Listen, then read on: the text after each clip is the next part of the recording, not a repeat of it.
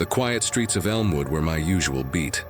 As a seasoned officer, I had grown accustomed to the monotony of night patrols, empty roads, dimly lit houses, and the occasional stray cat darting into the shadows. But that night, something felt wrong. It was nearing 2:30 a.m., and the town was cloaked in an eerie silence, the kind that made me strain my ears for any sound, no matter how faint. As I drove slowly down Maple Avenue, something unusual caught my attention in the rearview mirror. A figure, running. At first, I thought it might be a jogger, but who jogs at this hour? And it wasn't a casual run. The person was sprinting, arms pumping wildly like they were running from something or someone. I slowed the patrol car, the blue and red lights casting faint flashes across the deserted street. Rolling down the window, I called out, "Hey, stop right there!" But the figure didn't even glance back. Instead, they veered sharply into an alleyway. Curiosity, or maybe my sense of duty, got the better of me. I pulled the car over and stepped out, the cold night air cutting through my uniform. Drawing my flashlight, I followed the runner's path, my boots crunching softly on the pavement. The alley led to a high brick wall. Just ahead, I saw the figure scaling it with unnervingly quick movements, disappearing over the other side. My flashlight illuminated a weathered metal sign mounted on the gate. Elmwood Cemetery. I hesitated. The cemetery gates were ajar, creaking softly in the breeze. I reached for my radio to call in my position, but all I got was static, a garbled hiss that made the hairs on my neck stand on end. A chill crept down my spine, but I couldn't turn back now. The cemetery was surreal, like stepping into a dream or a nightmare. Rows of headstones stretched into the shadows, their inscriptions eroded by time. Gnarled oak trees stood sentinel, their twisted branches casting flickering shadows under the beam of my flashlight. The silence was suffocating, broken only by the faint rustling of dry leaves. I scanned the area but saw no sign of the runner. Then I heard it, a faint, deliberate crunch of footsteps behind me. "Who's there?" I called out, my voice firm but betraying a hint of unease. The flashlight's beam sliced through the darkness, landing on nothing. The shadows seemed to shift and writhe, as though mocking me. That's when I felt it, a prickling sensation on the back of my neck, the unmistakable feeling of being watched. Spinning around, I aimed the flashlight wildly, but again, there was nothing. Still, the sensation only grew stronger, as if unseen eyes were tracking my every move. Ahead, something caught my attention, fresh footprints in the dirt, leading deeper into the graveyard. I followed them cautiously, my hand tightening around the flashlight. The prints stopped at a freshly dug grave. Kneeling down, I brushed away loose dirt to reveal something metallic, a nameplate, the kind used for temporary headstones. My breath hitched as I read the inscription, Daniel A. Peterson, 1987 to 2024. I stumbled back, the flashlight slipping from my hand. The name, my name, and the date. It was tonight. A sharp crack echoed behind me. I turned, heart hammering in my chest, and there it was, the figure standing atop a small hill under a weathered stone cross. The moonlight revealed no features, just a dark silhouette. "Who are you?" I shouted, my voice breaking the oppressive silence. The figure didn't move. Instead, it raised a hand and pointed directly at me. Panic surged through me, overriding every ounce of training. I grabbed the flashlight and ran, my boots pounding against the dirt path as the sound of footsteps followed, growing faster, louder. I didn't dare look back. The cemetery gates loomed ahead, tantalizingly close. I bolted through them and into the street. The footsteps stopped abruptly. Gasping for breath, I turned back. The cemetery was silent once more, the shadows undisturbed. I climbed into the patrol car, locking the doors with trembling hands. My pulse thudded in my ears as I tried to process what had just happened. Stealing one last glance at the cemetery, I froze. The figure was standing at the gates, motionless, watching me. The next morning I filed my report but left out the part about the grave. Some things are better left unsaid. I avoided that route from then on, but sometimes, on quiet nights, I feel it again. The weight of unseen eyes, watching me from the darkness. Somewhere, out there in the quiet, it still waits.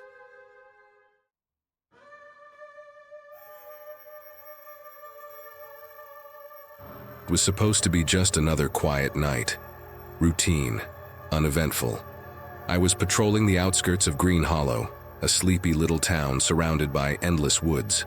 My shifts were usually predictable. Speeding teenagers, the odd broken taillight, or the occasional animal darting across the road. But that night felt off. The air was colder than usual, heavier somehow. The trees seemed darker, like they were swallowing up the faint glow of my headlights. At 1:47 a.m., my radio crackled. Unit 4 to 7. Report of suspicious activity near the old Miller property. Possible trespassers. Address is 128 Sycamore Road. Respond immediately. The Miller property. Just hearing the name made me pause. Everyone in town knew about that place. The decrepit farmhouse at the edge of the woods, abandoned for decades and steeped in local legends. They said it was cursed. Kids dared each other to spend the night there, but most didn't even make it through the front door. I hesitated for a moment, then grabbed the mic. Unit 4 to 7 en route. As I turned onto the narrow dirt road leading to the property, the trees seemed to close in around me. My cruiser's headlights barely cut through the dense fog that clung to the ground, swirling like something alive. I told myself it was just another call, just another prank, but my grip on the wheel tightened. The house came into view like a shadow pulled from a nightmare. The roof was half collapsed, ivy crawling up its walls like veins. Broken windows gaped like empty eyes. My cruiser's spotlight cast long, jagged shadows across the front porch as I parked. I left the engine running, the soft hum of the motor a small comfort against the suffocating silence. I stepped out, flashlight in hand. The air was freezing and my breath came in short, visible puffs. Green Hollow Police, if anyone's here, make yourself known. My voice felt too loud, like it didn't belong in this place. Nothing, just the sound of my boots crunching on gravel. Dispatch, I'm on site, no signs of movement so far. The response was garbled, barely a whisper through the static. Proceed with caution. The front door creaked as I pushed it open. The smell hit me first, a mix of mildew, decay, and something metallic like rust or blood. Inside, the house looked frozen in time. Dust coated every surface. Broken furniture lay scattered and peeling wallpaper hung like dead skin. Green Hollow PD, I called again, stepping further inside. My flashlight beam swept across the room, catching fragments of shattered glass and the faint outline of stairs leading to the second floor. The noise broke the silence, a faint thud from upstairs. My hand instinctively went to my sidearm as my pulse quickened. If someone's up there, come out now. No response, just the oppressive weight of the quiet. Against my better judgment, I moved toward the staircase. Each step groaned under my weight, and the air grew colder the higher I climbed. At the top, a narrow hallway stretched out, lined with doors that seemed to sag under their own weight. One door at the end of the hall stood slightly ajar, swaying gently as if it had been nudged by unseen hands. That's where the sound had come from. I was sure of it. Hello? I called, my voice cracking. As I approached the door, I noticed the faintest sound, a whisper so soft I almost thought I was imagining it. My flashlight shook slightly as I pushed the door open. The room was empty, save for a single wooden chair in the center. On it sat an old rotary phone, its black surface dull with age. The receiver hung loosely from the cord, swaying slightly. Then it rang. The sound shattered the silence, sharp and unnatural, like a scream cutting through my chest. My mind reeled. The house had no power. How was this even possible?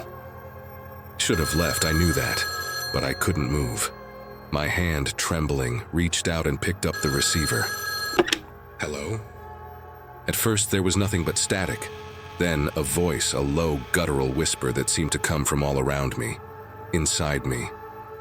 You shouldn't have come. The line went dead. I dropped the receiver like it had burned me and backed away, my heart pounding. The door slammed shut behind me, the sound reverberating through the house. "Dispatch," I yelled into my radio. "I need backup at the Miller property now." Static answered me, then the same voice from the phone crawling through the speaker.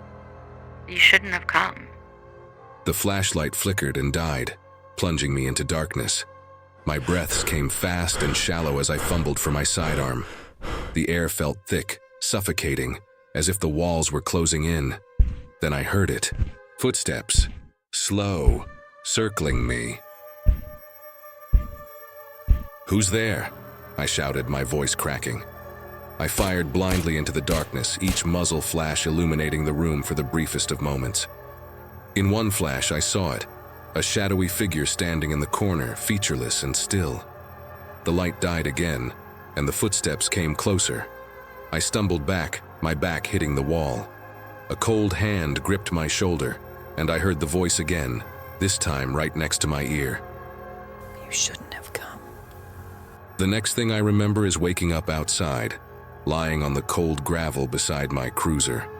The sun was rising and the house stood silent, its windows like empty eyes watching me. When backup arrived, they found me sitting in the driver's seat of my cruiser, shaking uncontrollably. I couldn't explain what happened. No one would believe me if I tried. I don't patrol near the Miller property anymore, but sometimes, late at night, when the radio crackles with static, I hear it again. The whisper. "You shouldn't have come."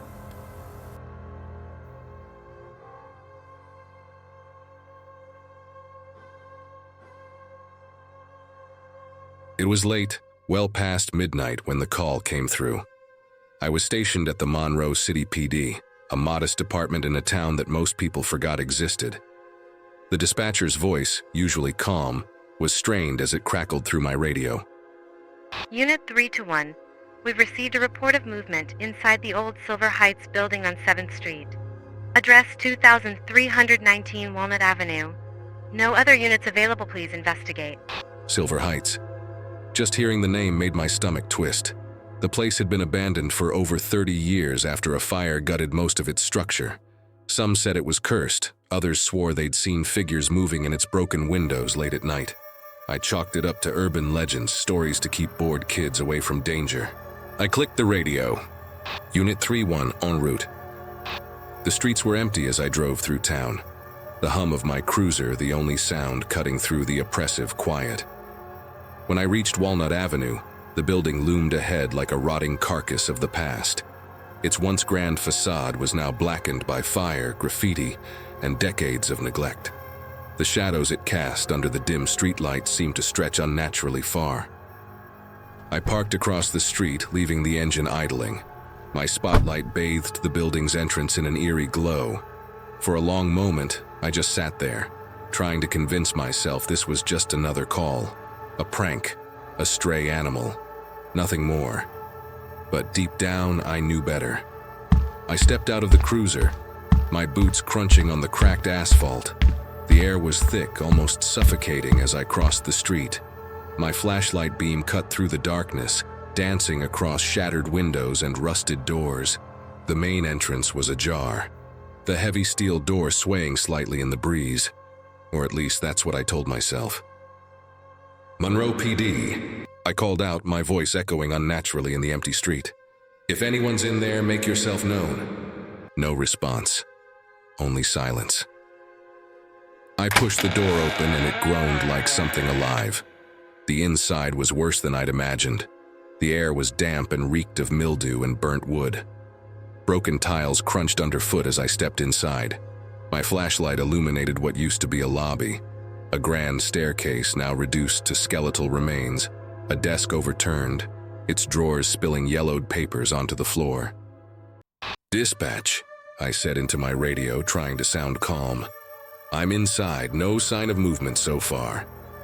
Static, then a faint reply, garbled and distant. "Proceed with caution." The hairs on the back of my neck stood on end. I moved deeper into the building, the sound of my footsteps echoing too loudly in the stillness. As I reached the base of the staircase, something caught my attention. A faint sound, like whispers carried on the wind. I froze, holding my breath, straining to hear. Nothing. I shook it off and climbed the stairs, the wood groaning under my weight. Every step felt like a risk, the old structure threatening to give way at any moment. At the top, a long corridor stretched before me, lined with doors that seemed to sag on their hinges. A faint light flickered at the end of the hallway. It didn't make sense. The building had no power, no utilities for decades. My pulse quickened as I moved toward it, my flashlight trembling in my grip. "Monroe PD," I called again. "If anyone's here, come out now." As I neared the source of the light, I saw it was coming from a room on the right. The door was partially open, a pale glow spilling out into the hallway. I hesitated. Every instinct screamed at me to turn around, to leave. But I had a job to do. I nudged the door open with my flashlight, and the beam swept across the room. It was empty, almost. In the center stood a single wooden table. On it, an old lantern flickered weakly, its flame impossibly steady despite the lack of wind. The whispering started again, louder this time. It wasn't coming from the room, but from somewhere deeper in the building. "Dispatch," I said into my radio, my voice cracking slightly. "I'm requesting backup at Silver Heights. There's something here." Static. Then a low, guttural noise that didn't belong on any radio frequency I'd ever heard. The whispering grew louder, closer, but I couldn't pinpoint its source. I backed out of the room, my flashlight sweeping frantically across the corridor. The shadows seemed to shift, moving just out of sight. A door at the far end of the hall slammed shut. I spun toward it, my heart hammering in my chest. "Who's there?" I shouted, drawing my sidearm. The air grew colder, so cold I could see my breath. The shadows at the end of the corridor coalesced, forming a shape, vague, featureless, but undeniably human. "Stop," I commanded, aiming my weapon. It didn't stop. Instead, it moved closer, its steps eerily silent. My flashlight flickered, and in that brief moment of darkness, the figure disappeared. Then came the voice. "You can't leave." It was low, almost a whisper, but it seemed to come from everywhere at once. I felt a pressure in my chest, like the air itself was pushing against me. I bolted. I didn't care about procedure, didn't care about my radio or backup. I sprinted down the stairs, through the lobby, and out into the night. When I reached my cruiser, I turned to look back at the building. It stood there, silent and unchanging, as if mocking me. The lantern's faint glow flickered in one of the upper windows before snuffing out entirely. I got in the car and drove, not stopping until I was back at the station. To this day, I don't know what I saw in Silver Heights. I don't patrol near Walnut Avenue anymore, and I've made my peace with never getting answers. But sometimes, late at night, when the station is quiet and the radio crackles with static, I swear I can still hear it. "You can't leave."